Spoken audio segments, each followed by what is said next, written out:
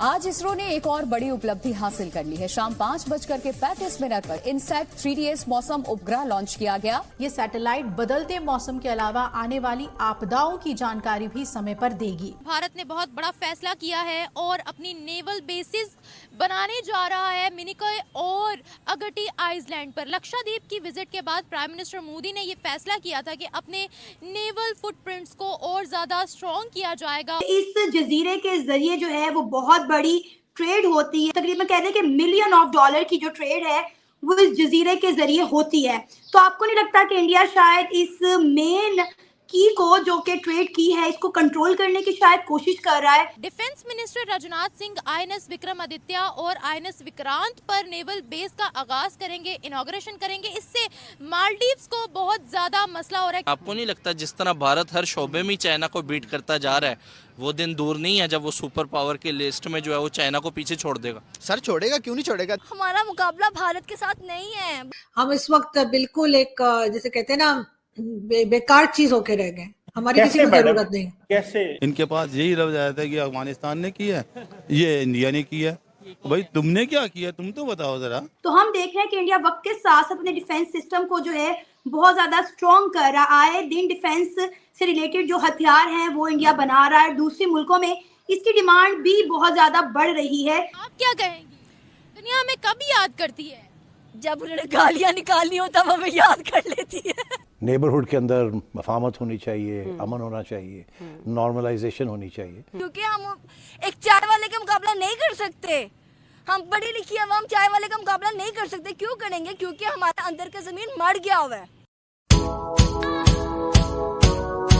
जय हिंद दोस्तों, भारत का सबसे एडवांस मौसम सैटेलाइट इनसैट 3DS 17 फरवरी 2024 की शाम 5:35 पर लॉन्च किया गया। इस सैटेलाइट को GSLV F-14 रॉकेट के जरिए श्रीहरिकोटा के सतीश धवन स्पेस सेंटर के लॉन्च पैड 2 से छोड़ा गया।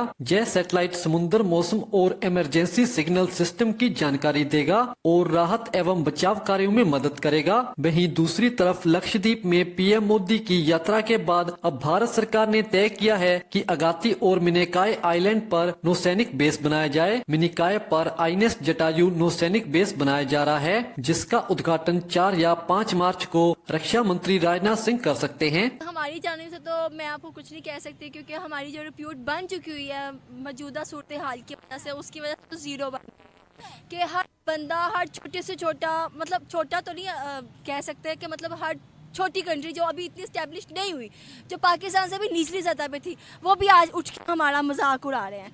तो ये हम लोगों ने उनको खुद मौका दिया है, चाहे वो इमरान खान है, चाहे वो नवाज शरीफ है, चाहे वो कोई भी XYZ है।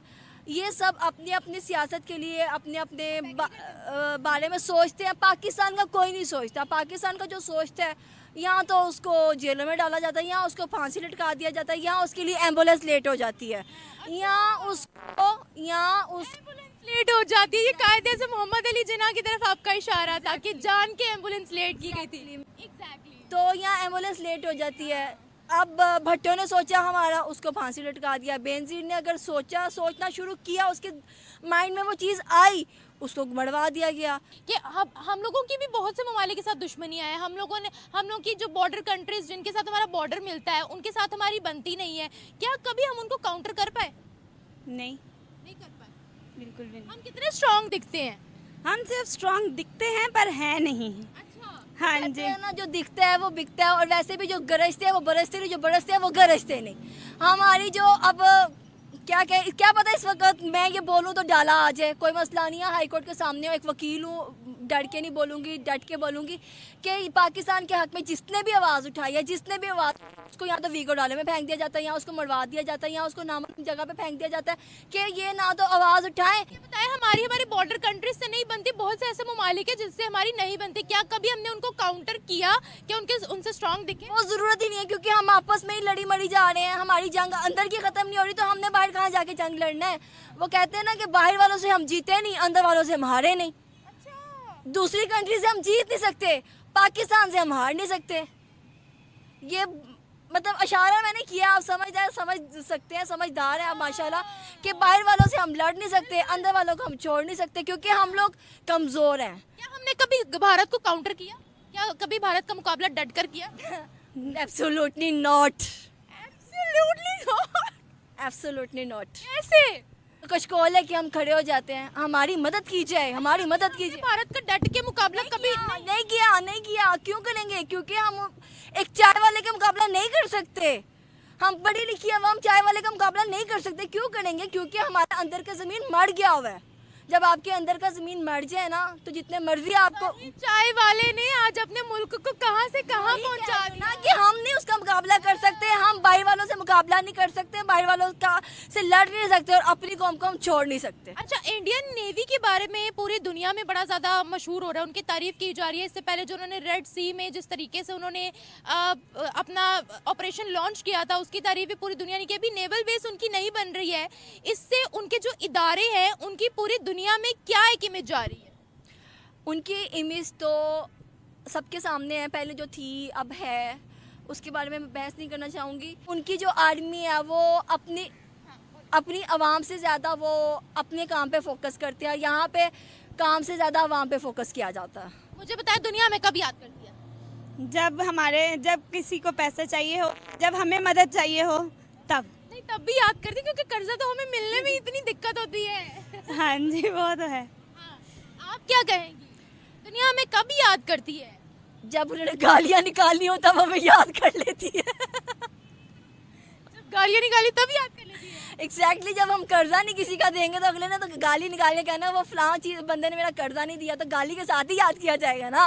कोई दुआओं से याद नहीं करेगा, यार उसने मेरा कर्जा नहीं दिया, चलो अल्लाह उसको जिंदगी दे, ऐसा तो नहीं क्यों कहेगा। गाली के साथ ही याद करेगा ना, तभी याद किया जाता है।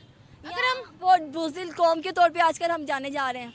अल्लाह पाक हिफ्ज़ ईमान में रखे, अल्लाह पाक सबको अपनी हिफ्ज़ ईमान में रखे और अल्लाह ताला पाकिस्तान को अपनी हिफ्ज़ ईमान में रखे। अरे हम अपने काम, जो बंदा जिसको जो काम दिया जाता है सिर्फ उस पर फोकस करें, तो हम कहीं ना कहीं इस चीज़ से, इस भंवर से निकल आएंगे। सब छोड़े, हम भारत को कैसे काउंटर करें? हमारा मुकाबला भारत के साथ नहीं है। हम इस वक्त बिल्कुल एक जैसे कहते हैं ना बेकार चीज होके रह गए, हमारी किसी को जरूरत नहीं। कैसे बेकार कैसे हैं? कैसे इसकी क्या एग्जांपल देंगी? बेकार है जी पाकिस्तान, आज के दौर में पाकिस्तान की कोई वैल्यू नहीं है। मतलब ये क्योंकि इंडिया के साथ हमारी 75 साल की दुश्मनी है, तो अगर उससे हमारा ताल्लुक नहीं है तो दैट इज व्हाई हम बेकार हैं, या कि और भी रीजंस हैं इसके? नहीं सर, इंडिया की बात नहीं है। इंडिया के लिए तो हम वैसे भी बिल्कुल भी मैटर नहीं करते, लेकिन ये कि बाकियों के लिए भी अब हमने मैटर करना छोड़ दिया है ना। हमारे पास क्या है, हम इकोनॉमी अपनी ठीक नहीं कर पाए, हमारे यहाँ कोई ऐसा सामान नहीं बनता जो हम किसी को दें कि हम कहेंगे जी हम ट्रेड कर रहे हैं, किसी को यहाँ के बिजनेस करना हो, ऐसा भी कुछ नहीं है कि कोई बड़ी बड़ी कंपनीज जो है किसी और कंट्री से हमारे यहाँ आने के लिए बेचैन बैठी हो। यूट्यूब जिस पे मैं और आप बात करते हैं उसका ऑफिस तक जो दिल्ली में है, लेकिन पाकिस्तान में बनाने को वो तैयार नहीं है। और कई दूसरी कंपनीज जो है वो पाकिस्तान आने को तैयार नहीं है।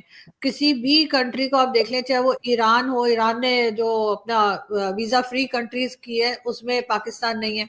अफगानिस्तान के लिए हम मैटर नहीं करते, उन्हें हमारी कोई जरूरत नहीं है।